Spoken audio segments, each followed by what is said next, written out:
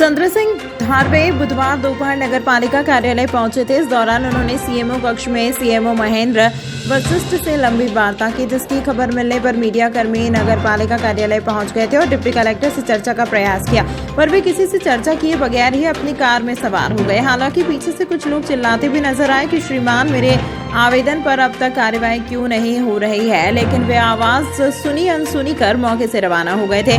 नगर पालिका नीमच शहर की वह संस्था है जिस पर पूरे नीमच की मीडिया का ध्यान रहता है। यही कारण रहा कि बुधवार दोपहर डिप्टी कलेक्टर व प्रभारी रूडा चंद्र सिंह धारवे नगर पालिका कार्यालय पहुंचे, जिसकी खबर फैलते ही कुछ देर बाद ही कुछ मीडिया कर्मी भी मौके पर पहुंच गए, जहां पर सीएमओ कक्ष में डिप्टी कलेक्टर व सीएमओ के बीच वार्ता चल रही थी। सूचना भिजवा दी कि वे अपने निजी कार्य से आए हैं। इसके बाद मीडिया कर्मी सीएमओ चैम्बर के बाहर ही ठहर गए और कुछ देर बाद जैसे ही श्री धारवे व सीएमओ श्री वशिष्ठ बाहर निकले तो श्री धारवे से नगर पालिका कार्यालय का आने का कारण पूछा, पर उन्होंने मीडिया के सवालों को टाला और अपने वाहन में सवार होकर रवाना हो गए।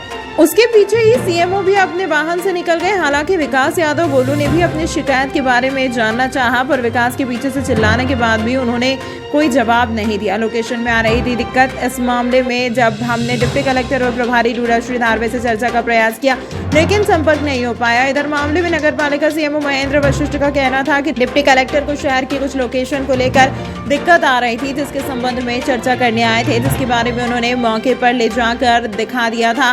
उन्होंने बताया कि रेलवे स्टेशन संबंधित लोकेशन उन्हें देखना थी, जो उन्हें बता दी है। इसके अलावा कोई विशेष बात नहीं थी। इधर सवाल यह है कि श्री धारवे को किसी लोकेशन संबंधित दिक्कत आ रही थी तो फोन पर चर्चा कर भी लोकेशन को समझ सकते थे, पर नगर पालिका कार्यालय पहुंचना कई सवालों को खड़ा करता है।